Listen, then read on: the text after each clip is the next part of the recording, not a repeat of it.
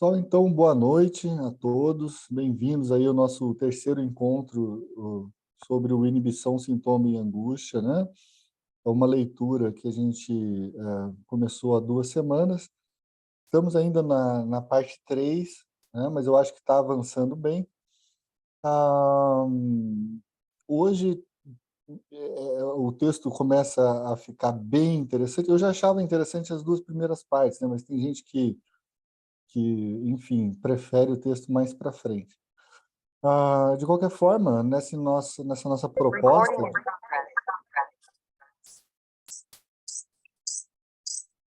gente, está tendo algum problema na internet ou está ok? Eu ouvi um recording in progress.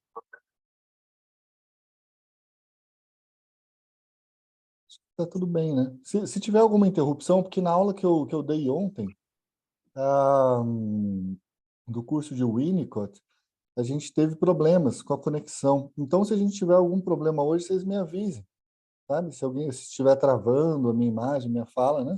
Vocês podem me avisar. Está ok por enquanto, viu? Perfeitamente. Então, eu vou compartilhar a tela e, desde já, a gente começa a leitura.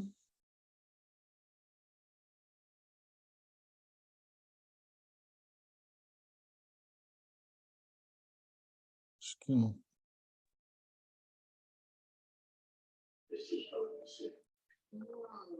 Compartilhei, mas não está na tela certa, né? Tá.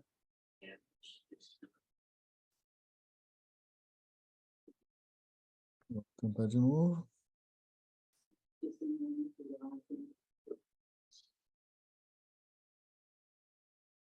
Agora sim. Aparece o texto para vocês? Parece.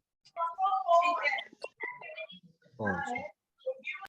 Eu só pediria para que todo mundo mutasse o som para a gente conseguir avançar assim mais tranquilamente. Se vocês quiserem fazer alguma intervenção a qualquer momento, fiquem muito à vontade, tá bem? Não tem, não tem muita cerimônia não para me interromper, tá certo, pessoal? Então vamos lá. Parte 3 do inibição, sintoma e angústia. Então vamos voltando ao problema do eu e a aparente contradição entre sua força e a fraqueza ante o id se deve a que tomamos muito rigidamente as abstrações e ora destacamos um lado, ora o outro, num complicado estado de coisas. Ele está falando ainda dessa parte que ele desenvolveu bastante na parte 2, né? Sobre a aparente fraqueza do eu frente ao id, né? Então vamos ver. A separação entre o eu e o id parece justificada. Uma determinada constelação de elementos nos obriga a fazê-la. Por outro lado, o eu é idêntico ao id, é apenas uma parte diferenciada deste. Pessoal, aqui eu vou parar novamente nessa parte pelo seguinte. A gente não pode pensar o eu como uma coisa que tem uma natureza diferente do id. O que tem sim de diferente é a sua organização, né? Ele vai falar isso um pouco mais à frente, mas eu gostaria que vocês pensassem novamente naquele esqueminha da massa de pão, né? A massa de pão. Então imagine o id como uma massa de pão, né? E que ela entrando em contato, não é, com o calor do forno, vai então se diferenciando em sua crosta, né? Essa crosta, né, que contorna o id, né, seria então, nessa nossa metáfora, justamente a estrutura do eu. Né? Por que eu acho importante pensar isso? Porque a crosta do pão, ela não tem uma natureza diferente da massa do pão em si, percebe? Então, pensar o eu dessa forma, eu vejo que tem um interesse um interesse topológico, né, para a gente pensar a estrutura que o Freud propõe, certo? Então, se pensamos, conseguindo a leitura, se pensamos nessa parte em contraposição ao todo, ou se realmente ocorreu um divórcio entre os dois, então a fraqueza do eu fica evidente para nós. No entanto, se ele permite, ligado ao id, indistinguível desse, então sua força aparece. Olha só que bacana, pessoal, que o Freud está fazendo. A força do eu vem justamente porque ele é composto, não é? Da mesma matéria pulsional, assim, o termo é paradoxal, né?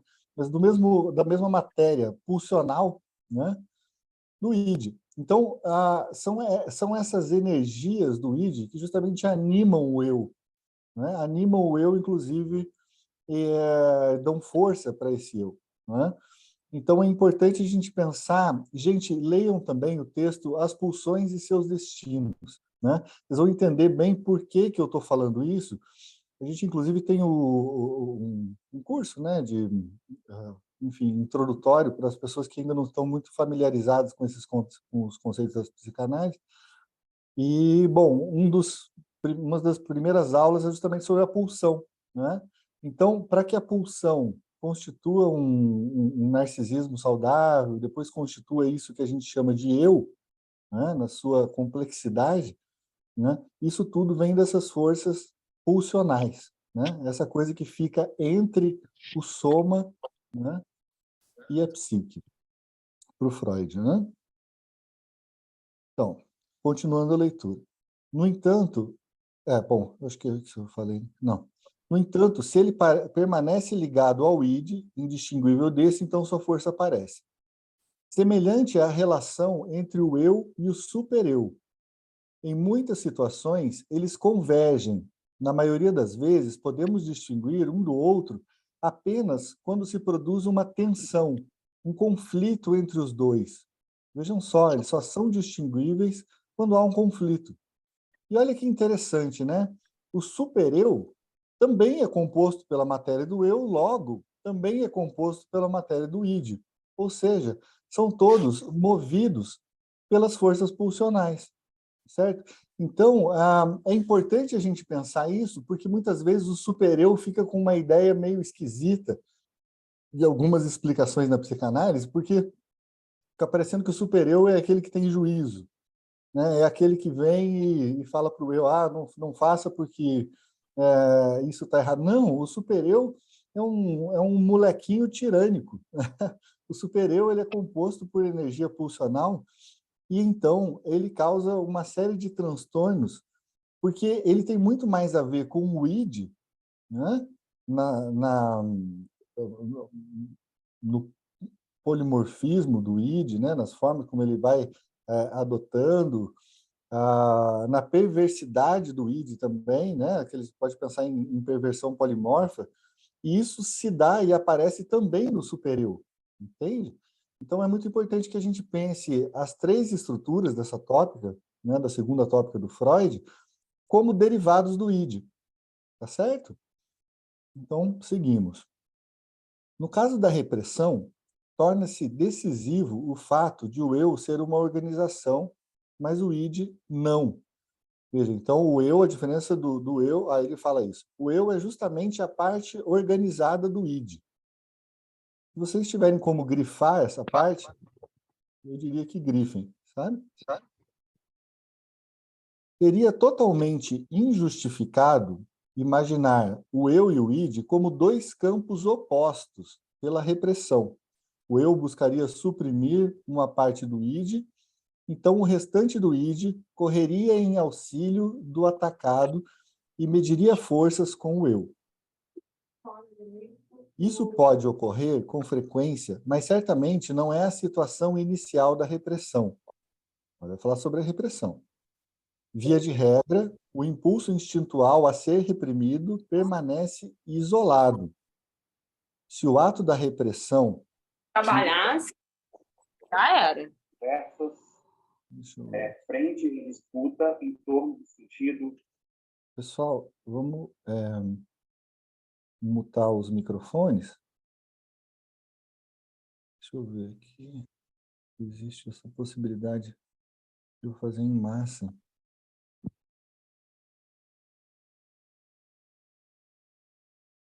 Eu não estou achando aqui, pessoal, mas vamos lá.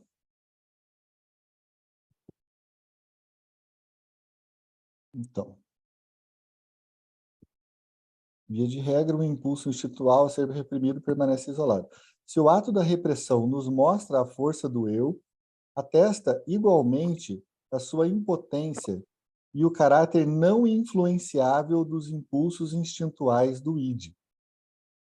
Pois o processo transformado em sintoma pela repressão afirma então sua existência fora da organização do eu e independente dela.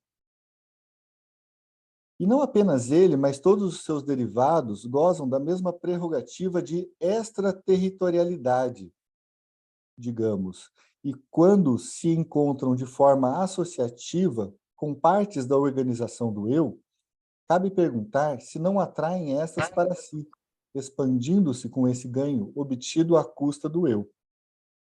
Numa analogia que há muito nos é familiar, o sintoma se compara a um corpo estranho, olha que interessante, que incessantemente gera estímulos e reações do tecido que se incrustou. Ocorre, é certo, que a luta defensiva contra o impulso instintual desagradável termine com a formação do sintoma. Até onde vemos, tal é possível principalmente na conversão histérica, mas, via de regra, o desenvolvimento é outro. Após o primeiro ato de repressão, há uma longa e quase interminável sequência.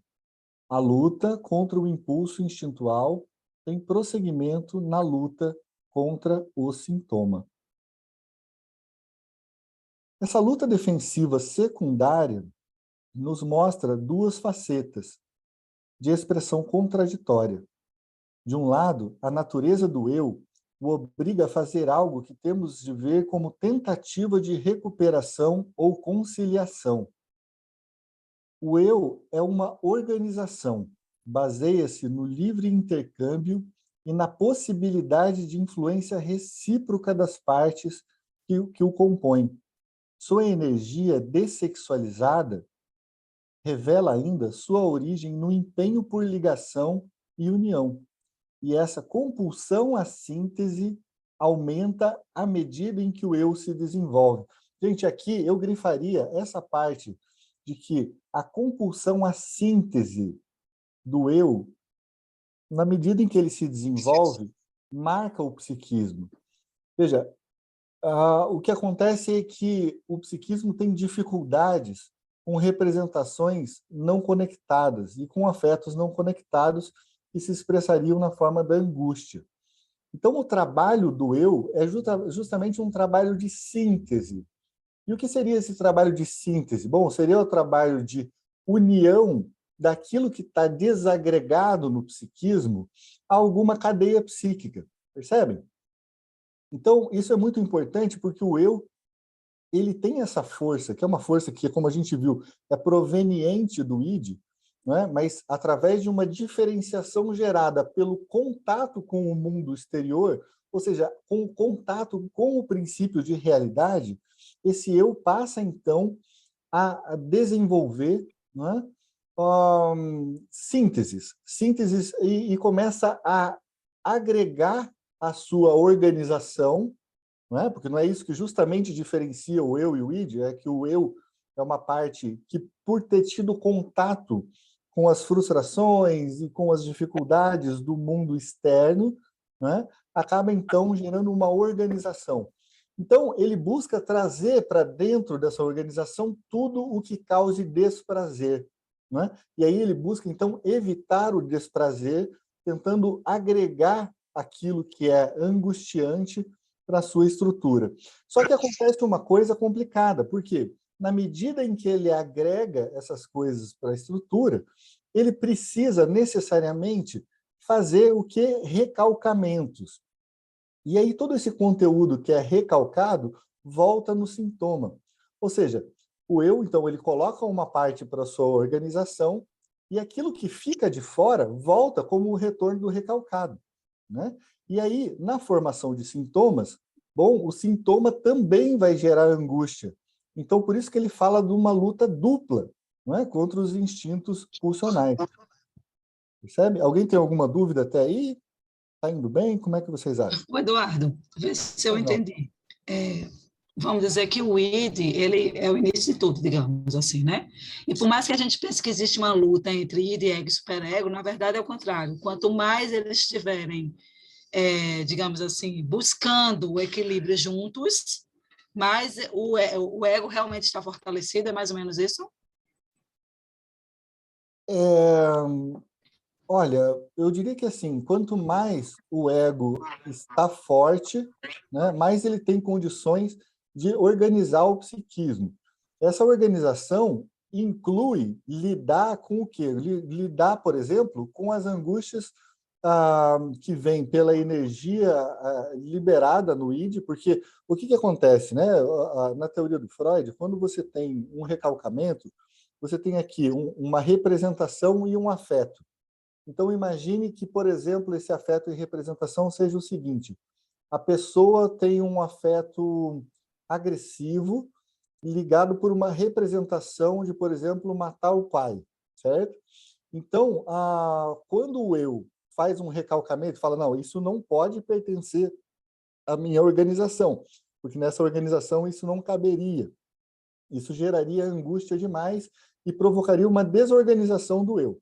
Então, isso precisa ir para o inconsciente, não é? Então, o que significa ir para o inconsciente? Bom, essa representação que continua existindo, que era matar o pai, passa a ser desinvestida desse afeto, né? Desse afeto agressivo. Só que esse afeto agressivo, sem estar ligado a nada, gera angústia, né? Gera angústia. Então, o trabalho do eu, depois de ter feito esse recalcamento, é de tentar conectar novamente em outros pontos, não é? Em outros pontos da cadeia de significantes, essa representação e esse afeto que foram desconectados. Então, por exemplo, uma pessoa que fez esse tipo de processo de recalcamento, ele vai sentir uma angústia. Olá, Augusto, só um pouquinho, só para terminar o pensamento aqui, a gente já passa. Vai repetir, então, enfim, o processo, né, de recalcamento, mas ele vai fazer com que essa ideia de matar o pai, por exemplo, ela se transforme em outras coisas. Então, matar o pai pode ser, bom, atropelar um velhinho na rua, por exemplo. E aí, às vezes, essa ideia de atropelar um velhinho na rua pode surgir na vida consciente dessa pessoa. Então, já não está mais assim desconectado de tudo, né? Essa representação. Ela está conectada a uma cadeia de sentidos que é possível de aparecer no consciente. Mas aí, o que vai acontecer? O supereu, né, vai agir contra também essa ideia de, bom, você não pode atropelar o velhinho na rua, e inclusive como você é mal por ter pensado isso. Só que o supereu vai agir não contra a representação do velhinho, ele vai agir contra a representação de matar o pai, entende? Aquilo que estava lá atrás. E aí isso vai gerar angústia também, entende? Fala, Augusto.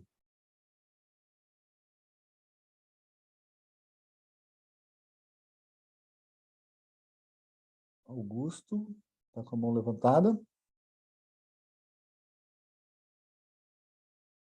Bom, vamos seguindo e vocês me interrompam.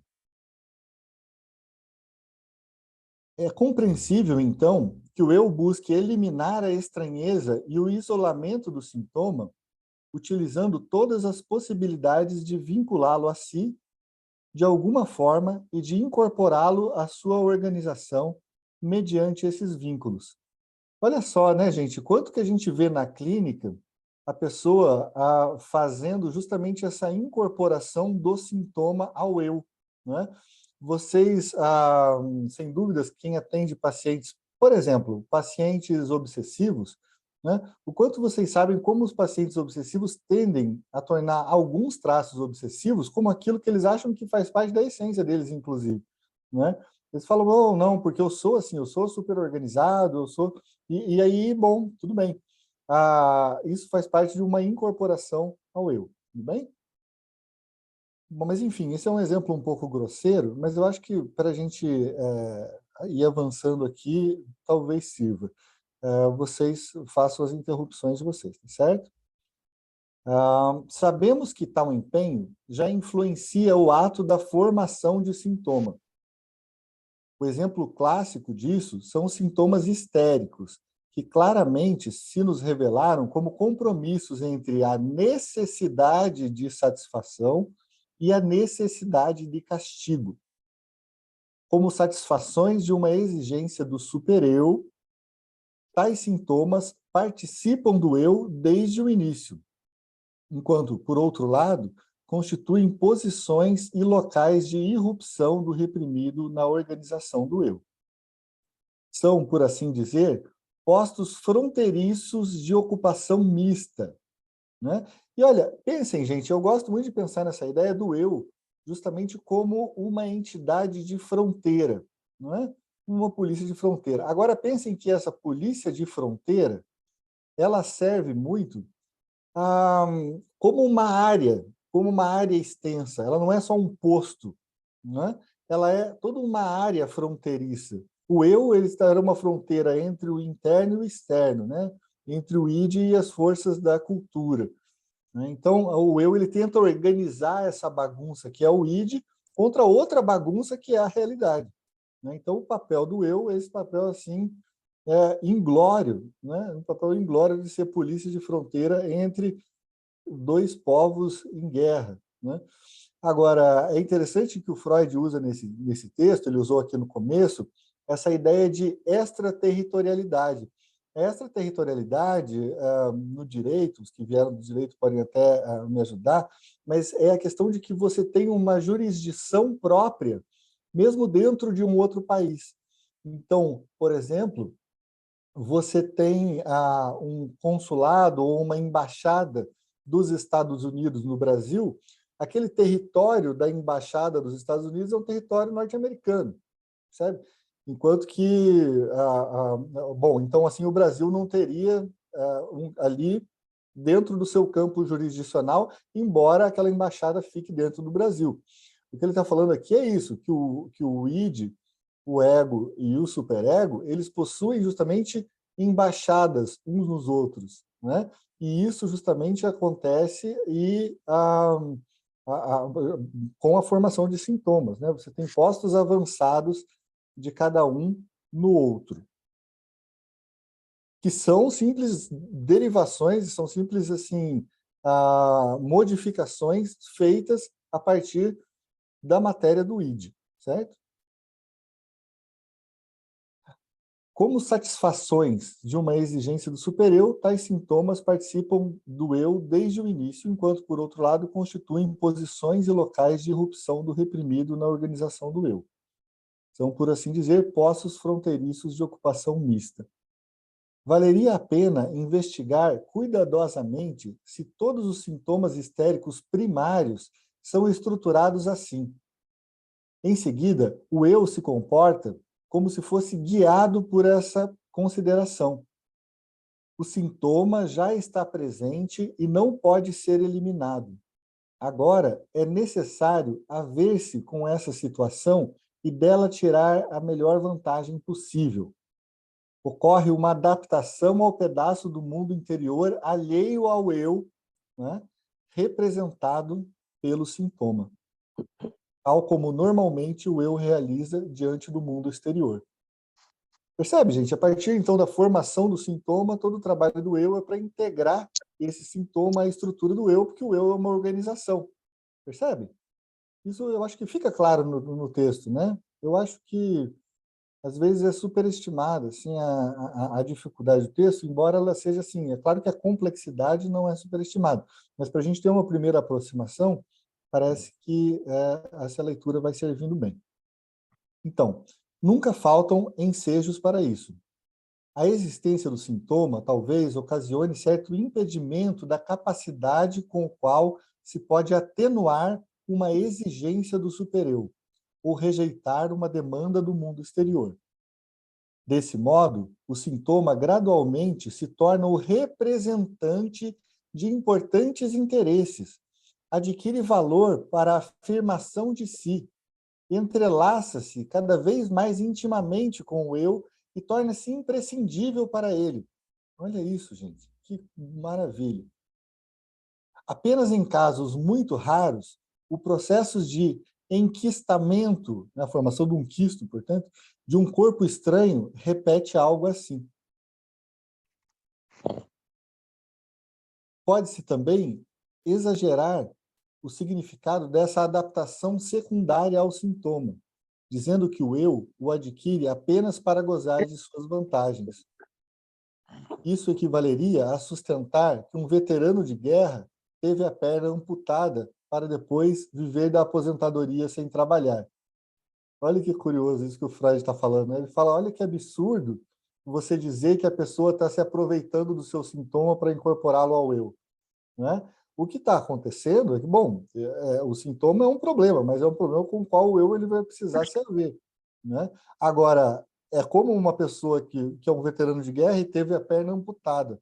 É claro que ele não desejaria ter a perna amputada para viver de aposentadoria, né? Sem trabalhar. Então, eu acho que o pensamento do Freud vai por aí, mas eu não sei como que vocês interpretaram isso, né?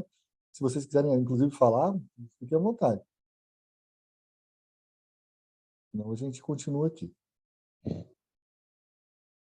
Outras configurações de sintomas, o da neurose obsessiva e da paranoia, tornam-se bastante valiosas para o eu.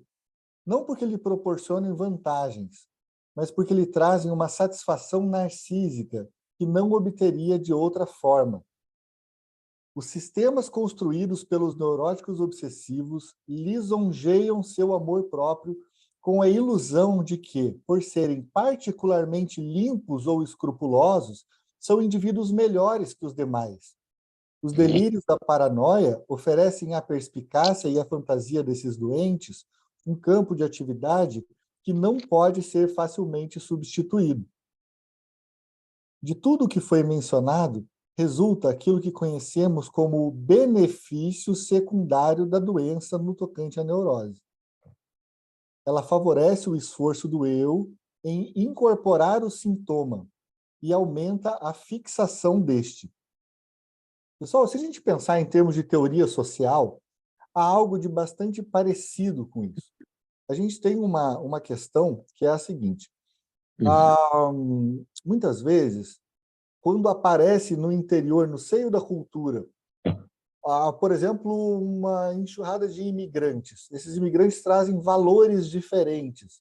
Então, eles começam a funcionar de uma maneira, vamos dizer assim, disfuncional, né, na cultura, né? E aí, o que pode acontecer? Ou a cultura tende a expulsar essas pessoas, não é, que são as minorias que ficam dentro dos estados, não é? Ou ela tende a transformar essas características da cultura de uma maneira, a maneira de um sincretismo em novas características da cultura principal, né? Então a gente pode pensar que isso acontece também na cultura, não acontece simplesmente no psiquismo. Por quê? Porque toda organização tem a tendência a fazer esse tipo de absorção daquilo que lhe é externo. Porque toda organização justamente se desorganiza com algo que lhe é diferente. Então, um sintoma ele tende a ser agregado e muitas vezes aproveitado, às vezes com um ganho de gozo, não é? Pelo eu. Certo? Então, quando a gente vê no consultório as pessoas que não conseguem se livrar de um sintoma porque elas têm um ganho de gozo com aquele sintoma, né? Você vê como muitas vezes é difícil que uma pessoa abandone certos sintomas porque ela acha que aquilo faz muito parte dela, né? Ou seja, tem pacientes que começam a melhorar e ficam com medo de melhorar demais, né? Você pensa num paciente obsessivo, então, poxa, se eu melhorar demais, eu estou ferrado, porque o que eu tenho de diferente do mundo é que eu sou extremamente organizado, que eu sou extremamente limpo, né? E uma série de coisas nesse sentido. Marcos, fala aí. Boa noite, colegas. Boa noite. Boa noite a todos. Esse ponto, professor, eu gostaria de te ouvir um pouco, porque na clínica é notório como a resistência é muito forte nesse ponto da melhora, como você está começando a falar aí, está falando aí, né? No entanto, me parece, esse que é o ponto que eu gostaria de te ouvir, né, que o psicanalista não deve, ou não deveria, pelo menos, né, fazer um trabalho de ataque ao sintoma, porque isso aumentaria a resistência e, inclusive, poderia até afastar o analisando da própria análise, né? E sim, ele deve buscar dar espaço ao analisando para que procure levantar as causas desse sintoma, né? E deixar que eles se debelem por si, né? Agora, isso, naturalmente falando, é fácil, né? Não é muito nada simples na clínica, né? Mas se você ataca direto o sintoma, você vê níveis de resistência aumentando, porque ela é o porto seguro do analisando naquele momento, né? É isso. Exatamente, Marcos. Olha, eu concordo com você, assim, 100%. Porque, veja, tem justamente essa ideia de que se você, por exemplo, né, uma questão técnica da psicanálise, se você vai e faz uma interpretação, enfim, e você às vezes diz, bom, você diz não, você faz a sua interpretação e o paciente começa a entender que aquilo vai de encontro a esse sintoma que lhe é estruturante. É verdade, isso tende, às vezes, inclusive, a levar à interrupção da análise, né?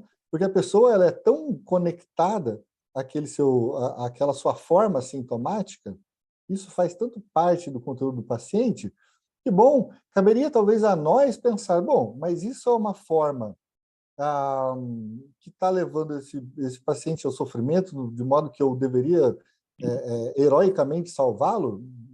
Eu acho que não, entende? Eu acho que você tem toda a razão em dizer o seguinte, que pode ser que esse paciente, no decorrer do seu percurso analítico, chegue à desconstrução desse sintoma. E pode ser que não, né? E pode ser que não. Pode ser que ele simplesmente dê outro destino, né? Faça uma outra organização estrutural e continue convivendo com o sintoma, né?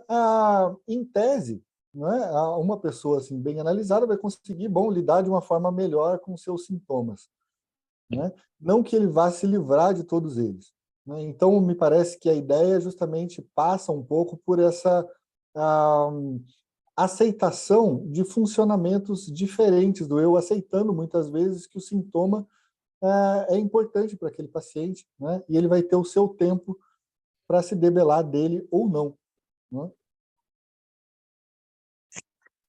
Então, pessoal, seguindo, deixa eu ver, eu não lembro onde que eu parei aqui.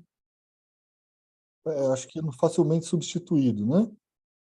Bom, de tudo que foi mencionado, resulta aquilo que conhecemos como o benefício secundário da doença no tocante à neurose. Ela favorece o esforço do eu em incorporar o sintoma e aumenta a fixação desse.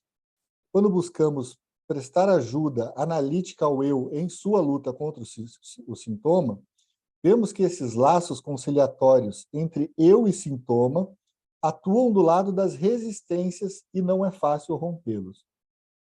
Eu acho que eu já tinha falado essa parte, mas não tem problema. Os dois procedimentos que o eu adota contra o sintoma acham-se realmente em contradição. Olha como isso é importante. O outro é de caráter menos amigável, prossegue na linha da repressão. Mas parece que não podemos acusar o eu de incoerência. Ele é pacífico e gostaria de incorporar o sintoma, de acolhê-lo dentro de seu conjunto. O transtorno parte do sintoma que, como verdadeiro substituto e derivado do impulso reprimido, continua a desempenhar o papel deste. Renova constantemente sua exigência de satisfação, assim, obrigando o eu a novamente emitir o sinal de desprazer e se dispor para a defesa, né? Agora vejam só, de novo, a importância que ele dá à emissão do eu de um sinal de desprazer, né? Porque é o sinal de desprazer, ou seja, é a angústia que vai fazer a clivagem entre representação e afeto, né? Então, é justamente esse sinal disparado pelo eu. E daí ele está demonstrando a força do eu, né? E a força do eu justamente vem dessa possibilidade de emissão de um sinal de angústia, né? Um sinal de desprazer. A luta defensiva secundária contra o sintoma assume várias formas, decorre em diferentes cenários e recorre a meios variados. Não podemos dizer muita coisa sobre ela se não tomarmos como objeto de investigação os diversos casos de formação do sintoma. Nisso teremos ocasião de abordar o problema da angústia, que há muito percebemos como a nos espreitar em segundo plano. É aconselhável partir dos sintomas gerados pela neurose histérica. Ainda não estamos preparados para os pressupostos da formação de sintoma na neurose obsessiva, na paranoia e em outras neuroses. Não esqueçam, gente, que nessa época o Freud ainda tratava, mesmo aquilo que a gente chama de quadros assim, de natureza não neurótica, né? Ele tem assim as neuroses narcísicas, que eles chamam alguns, e que é uma classificação importante, inclusive na psicanálise contemporânea, né? Essa ideia de entender que você tem um mundo das neuroses de conflito, né? Que vem do Édipo, e você tem uma outra classe, né, na psicopatologia, que seriam as neuroses narcísicas. Bom, aqui, a própria neurose obsessiva, ele resolve não abordar, não é? Porque ele vai pegar em primeiro lugar justamente aqui a histeria, aquilo que ele considera que o conhecimento psicanalítico está mais avançado, certo? Então, esse vai ser justamente o objeto aí da parte 4, né? Eu gostaria de saber, gente, e abrir assim para a gente debater essa parte, o que vocês acharam dessas ideias, né? E aproveitar que justamente esse é um trecho menor para que vocês possam participar mais.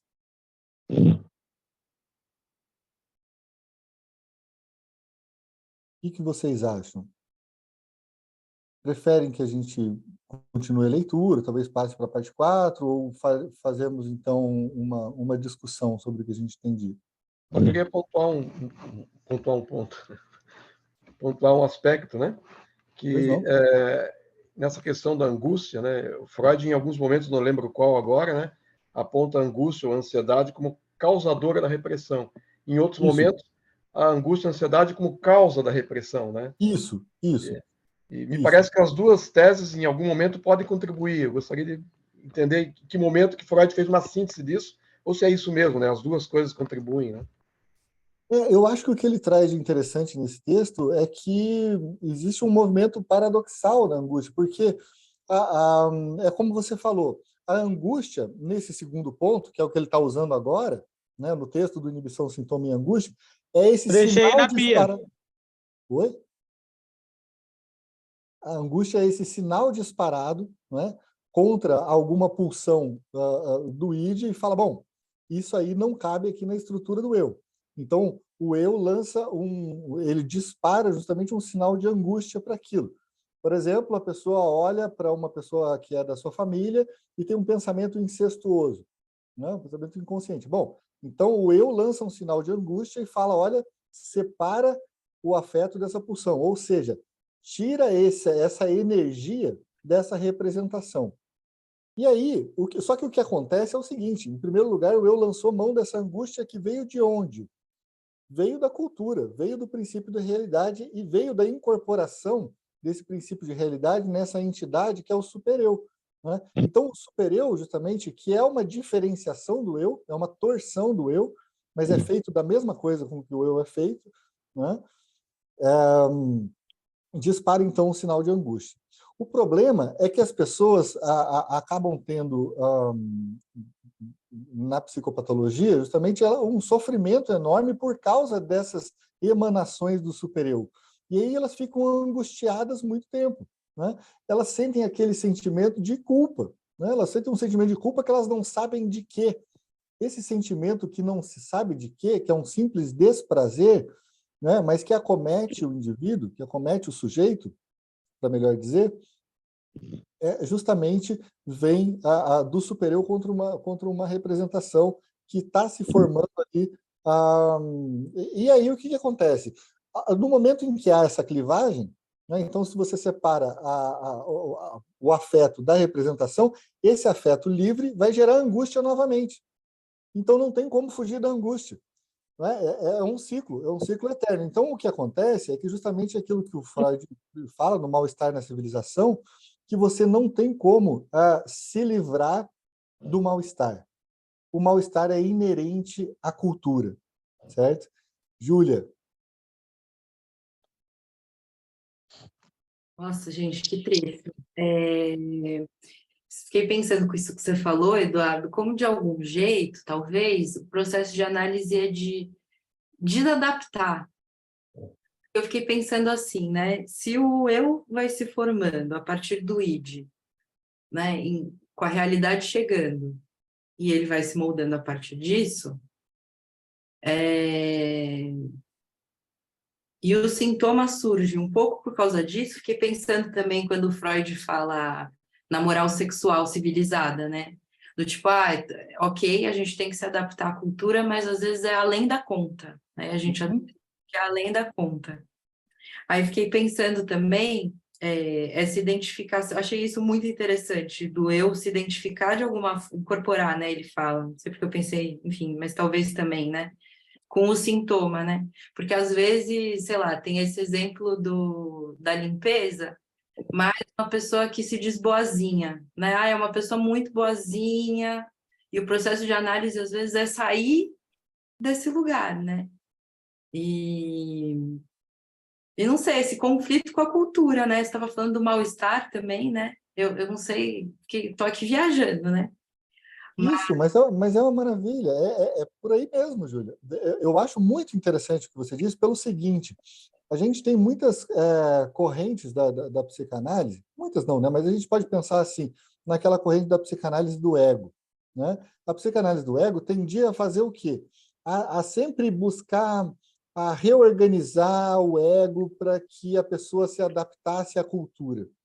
Claro, às vezes o ego não tem que se adaptar à cultura, às vezes a cultura é um problema, né? Então, você precisa remodelar essa organização do ego para que ela, às vezes, enfrente certas questões que vêm da cultura, mas são extremamente repressivas, né? Então, a gente não está tratando aqui de um sujeito que é escravo da cultura, né? Pelo contrário, a gente está falando aqui de um sujeito que está em conflito com a cultura, e o que talvez no processo analítico se faça de uma forma interessante é uma reorganização para que esse sujeito se encontre com a cultura com condições melhores. Porque a condição normal de uma moral repressiva, né, que venha da cultura, é uma condição horrível para o eu. Entende? É uma condição que gera uma extrema angústia o tempo todo, né? Vocês imaginem o sofrimento das mulheres na época vitoriana, né, no que diz respeito à moral sexual, né? Ou seja, as mulheres que chegavam com sintomas histéricos na época do Freud, né, se ele pensasse assim, bom, a gente precisa reorganizar essas mulheres para que elas aceitem todas as condições que a cultura impõe sobre a sua sexualidade. Pô, a gente sabe que essa não era a ideia do Freud, né? O Freud justamente consegue alcançar com essas pacientes uma abertura sobre, por exemplo, questões da sexualidade, né, que são muito diferentes daquela que impõe a moral sexual civilizada, né? Então, essa ideia de não adaptação do eu à cultura é uma ideia muito importante para os desenvolvimentos pós-freudianos, né? Não é isso que a gente deseja, né? Não é isso que a gente deseja na clínica, a adaptação do paciente à cultura, né? O que a gente deseja, sim, é que esse paciente, claro, ele tem que ter um mínimo de uma organização, né, egóica, né? E isso, para isso, ele vai precisar ter passado por um ambiente, né? Para a gente passar aí pelas teorias de relação de objeto, né? A gente vai ter que passar por um ambiente bom, que possa ser introjetado, né? Para que dali possam sair ligações libidinais com o mundo que sejam mais interessantes, mas a ideia de pensar a submissão do eu à cultura é uma ideia que justamente não é cara a Freud, né? A gente tem que pensar isso também. Freud era, em essência, um subversivo. É um subversivo, ele foi visto assim, né? Eu acho que ele ainda é visto assim. E se vocês pensarem em muitas correntes terapêuticas, né? E aí eu não poderia nem nomear uma delas, assim, sem cometer alguma injustiça, mas em muitas dessas correntes mais ligadas à adaptação do indivíduo, não é? Ao invés, não é, de uma ampliação. E veja, para o Freud é interessante trazer isso, né? O Freud ele tem a ideia de um ganho de densidade pelo eu. É como se no processo analítico o eu ganhasse em densidade, ele tivesse mais capacidades de lidar com as imposições culturais e com as imposições, com as forças que vêm do id. Então esse eu é um eu mais capaz, né? Mas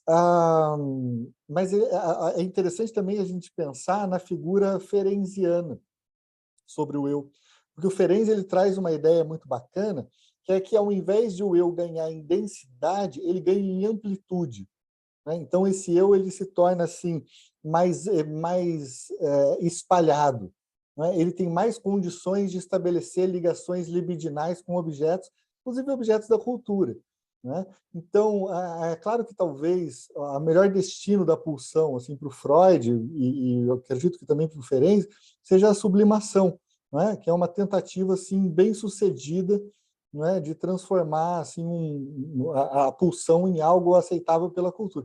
Agora, a gente sabe que a sublimação ela é muito insuficiente, né? Ninguém sublima tudo. É claro que as formas sintomáticas são muito mais presentes. Mas, gente, não esqueçam de uma coisa que é do início desse texto. Além das formações de sintomas, não esqueçamos as inibições, não é isso? Porque muitas inibições elas se apresentam na clínica como o principal do quadro, entende? Daquele quadro que se apresenta e, bom, você vai falar qual é o problema é que eu não consigo terminar de fazer um trabalho, eu não consigo fazer uma determinada prova, eu não consigo ter uma relação sexual. Ou seja, essa inibição, não é? Ele é quase como um subproduto do sintoma, e às vezes ele toma conta desse quadro. Eu acho que isso é muito presente na clínica. Então, eu diria para a gente, eu gosto muito desse texto, justamente porque ele chama a atenção para a parte da inibição. Eu só não entendo por que o Freud ele dá poucas páginas, ele dá 6 páginas desse texto para falar da inibição, e aí de todos os outros para falar do sintoma e angústia. Mas veja, a gente precisa tomar os 3 em conjunto, né, para a gente conseguir entender os quadros que se aparecem, os quadros neuróticos, né? Então, gente, é mais ou menos por aí. O que vocês acham? O que mais de interessante que esse texto trouxe para vocês?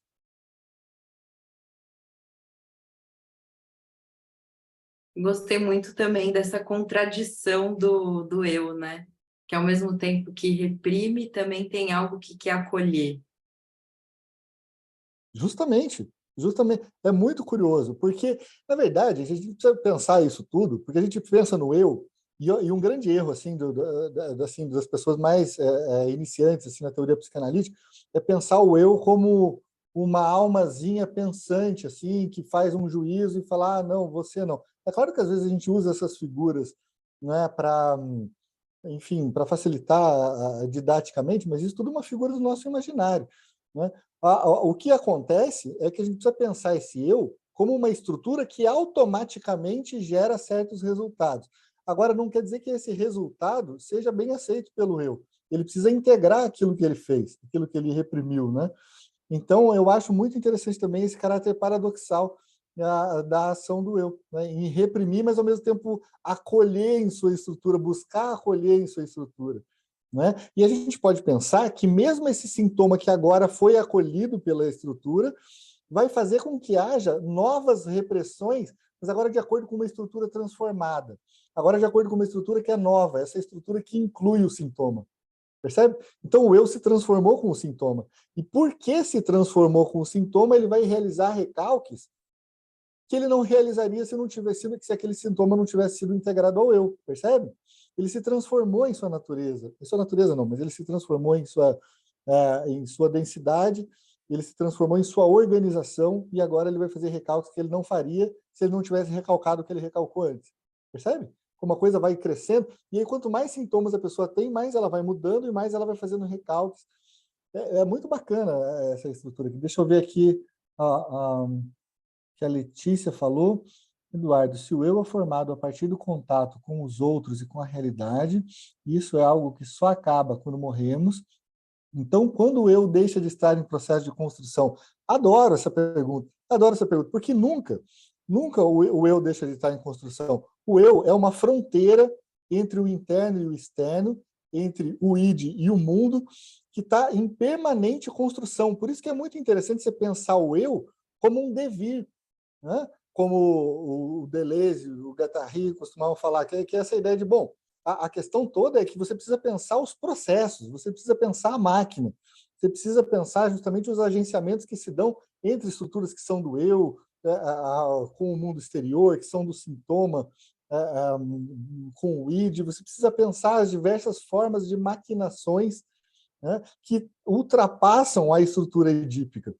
Né? Então, é interessante a gente pensar que, bom, tudo bem, essa estrutura, papai, mamãe, filhinho, que vai formar o eu, id e o superego, bom, ela é interessante, mas ela não dá conta de tudo. Então, é importante a gente entender que, bom, na psicanálise contemporânea, isso é ponto pacífico, você tem patologias que são neuróticas e outras que são não neuróticas. Né? Então, pensar o psiquismo como essa série de possibilidades de maquinação, ampliando isso que a gente chama de psicanálise, né, para outros tipos de agenciamento, que não é simplesmente algo restrito à triangulação edípica, isso é muito importante, sabe, gente?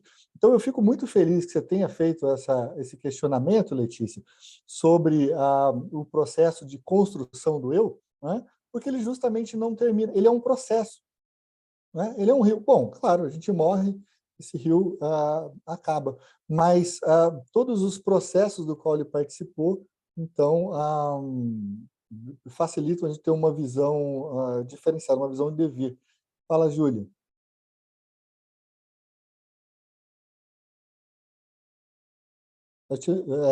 O som, Júlia. Agora dá? Dá. Uhum. Fiquei pensando nisso que a Letícia falou, dessa construção e como a gente chega na análise muito cheio do eu, né? Tipo, como se a gente soubesse quem a gente é e os motivos, os links de tudo. E no processo você chega, às vezes, num ponto que você tá, tipo, quem eu sou, assim, né? Você se perde no caminho. E aí eu acho que é lindo esse processo de abrir, assim, né? Quando caem as certezas, aí expande, né? Fiquei Isso. também, né? Porque às vezes a gente pode lutar também com essa construção, né? Quantas pessoas passam uma vida, tipo, fixas, assim, né? De serem algo, ou de algum jeito, né? Não sei se seus colegas já tiveram oportunidade de fazer análise com pessoas com um pouco mais de idade, pessoas com seus 50 anos de idade, às vezes já avós, às vezes já numa fase da vida em que busca uma ressignificação da sua vida, porque os seus descendentes todos já seguiram o seu caminho, e ele chega naquela crise, naquela angústia, e isso que você fala, Júlia, como muitas vezes a análise para essas pessoas que teoricamente já viveram tudo que tinham que viver, ajuda a quebrar essas certezas, né? E ajuda eles a reverem a si próprios de uma forma com outras potencialidades que nem imaginaria que tinham. Por isso que a análise é uma coisa fantástica. Né? Então, eu concordo também com a provocação da Letícia, né? Porque esse processo está em permanente construção. O Freud mesmo, em alguns momentos, falou que, ou ele, ou algum psicanalista, que a análise de pessoas idosas não seria possível, ou teria poucos resultados, né? Mas, na prática, se você fizer análise com pessoas com um pouco mais de idade, você vê que, no instante delas, elas têm o que quebrar ainda, né? Talvez seja um pouco diferente, mas como o Freud fala que as crianças pré-edípicas também têm as suas neuroses, né? Mas são diferentes as formas de abordagem delas, porque ela está numa construção ainda mais primitiva, mais primária, né? Antes do Édipo se completar. Né? Então, mas é interessante, a psicanálise atravessa as gerações, por assim dizer, né? Mas ela tem respostas diferentes ou formas diferentes de abordagem em cada faixa etária e cada sujeito também, né? Isso, justamente. Eu acho que tem essa ideia de que as pessoas, quanto mais velhas vão ficando, talvez mais cristalizações potencialmente elas tenham.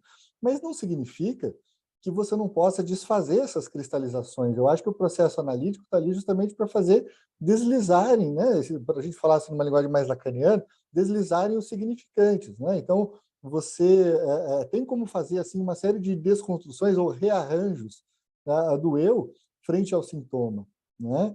Então, isso realmente é muito interessante. E tem a pergunta aqui do Carlos, que fala assim, as patologias não neuróticas são as narcísicas?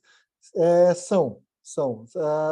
Quando a gente fala de sofrimento não neurótico, a gente está falando do sofrimento daquilo que para o Freud seriam as neuroses narcísicas, sabe? Seriam as neuroses narcísicas porque elas precedem a formação ou a organização dessa estrutura do eu, né? Então, quando você tem, por exemplo, numa criança pequena, tem o texto do Ferenczi, que é a criança mal acolhida. Bom, essa criança que ela não consegue receber os cuidados básicos, mas ele não pode prescindir, por exemplo, da mãe, não é? Não pode, porque a mãe é importante demais, ela vai garantir a sobrevivência dessa criança ou não, né? Então, a criança frente a uma mãe deprimida, por exemplo, pode, né? Eu estou dando exemplo da mãe, gente, mas veja, é o ambiente cuidador, tá? É o ambiente cuidador. Então, se esse ambiente é falho em receber a criança, ela pode não ter condições de libidinizar o eu de maneira suficiente, ou seja, essa formação dessa organização não é bem feita, né? Então, isso vai levar a uma série de patologias que o Freud vai chamar de neuroses narcísicas. Quando o eu ainda não foi formado, não é? Mas a pessoa precisou criar organizações assim mais arcaicas para se defender do sofrimento. E quais são as organizações arcaicas que o bebê e a criança pequena usam para se defender do sofrimento, do desamparo, do medo do desamparo? Ela vai usar a clivagem. O que é a clivagem? Ela simplesmente não pode aceitar a ambivalência daquele objeto, né? E se ela não pode aceitar a ambivalência do objeto, ela vai separar o objeto em dois, né? Então, tem o objeto bom e tem o objeto mau. O objeto bom, eu, enfim, incorporo, né? E aí, então, eu vejo essa mãe que não foi suficientemente boa, por exemplo, de uma forma idealizada, né? Uma forma, assim, distinta do princípio de realidade, né? Porque a mãe, enfim, ela foi ruim, mas você não pode admitir que a mãe foi ruim. A mãe, ela tem que ser boa, porque senão eu estou errado, né? E, ao mesmo tempo, ela tem uma questão de identificação com o agressor. Então, ela vê aquilo que é ruim da mãe como uma espécie de super-eu arcaico que se volta cruelmente contra o sujeito, né? Então, o sofrimento não neurótico é um sofrimento de extrema angústia, porque você está lidando com um momento pré-edípico, né? Então, você não tem ainda essa estrutura triangular, né, da formação do eu, né, que se dá e se complexifica no Édipo. Síndrome do impostor. Olha, a síndrome do impostor, Silvia, é justamente porque nessa formação não neurótica, muitas vezes o sujeito é levado a criar, né, um falso self, né? Essa ideia eu acho interessante, a ideia da criação do falso self, pelo Winnicott, que justamente traz essa reação ao medo de abandono, ao medo do desamparo, né? Então, ante o medo do desamparo, muitas vezes a criança precisa amadurecer rápido demais, é o que o Ferenczi chamava de fruta bicada. Então, essa fruta bicada, ela amadurece rápido demais, né? E ao amadurecer rápido demais, enfim, ela tem seus problemas, né? Ela vai desenvolver uma estrutura que emula, uma estrutura que imita, né, e se identifica com a parte que ela consegue perceber que seria o que completaria aquele desejo da mãe, mas em um momento em que ela ainda não tem condições. Então, veja, ainda não tem a formação de um ideal do eu, né? É uma coisa que a criança tenta um pouco artificialmente criar. E aí, essas pessoas vão criar justamente isso que se chama de síndrome do impostor, porque em todo momento as pessoas que padecem, né, desse sofrimento de falso self vão ter dúvidas a respeito do que elas estão sentindo. Então, veja, a pessoa está sentindo um sofrimento, mas ela fala, mas será que eu estou sofrendo mesmo? Porque ela foi vítima, de acordo com o Ferenczi, de um desmentido, né? E eu estou gostando de usar aqui livremente, assim, eu já usei Lacan, Ferenczi, Winnicott, vocês me perdoem, mas são os autores que eu leio, o pessoal que eu gosto, E olha, vou falar para vocês, Júlia, esse vídeo da Marion Minerva sobre o super-ego cruel é muito bacana. Ele fala justamente sobre isso. Aconselho a todos que façam uma visita aí, esse link que a Júlia mandou aí. Tá certo, pessoal?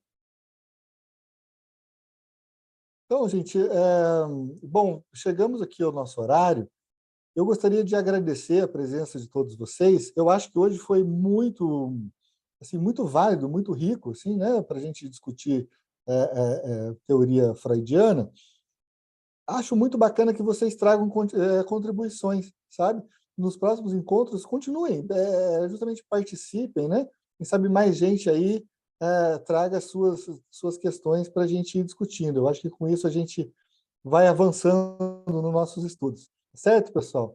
Então, um grande abraço a vocês, boa noite, né? Bom resto de semana para vocês aí. Tá bem? Boa noite, obrigada. Boa noite, obrigado a Júlia, vocês. coloca Até esse logo. noite, gente. link. Júlia, coloca o link para a gente poder assistir. Tá aqui no chat. O link está aqui no Ah, chat. tá, beleza. Valeu. Eu não sei se está liberado, mas eu posso colocar no grupo também qualquer coisa. Beleza. Isso, era isso que eu queria. Beleza. Boa Obrigada. noite, Eduardo. Nosso próximo encontro é em uma semana ou em 15 dias?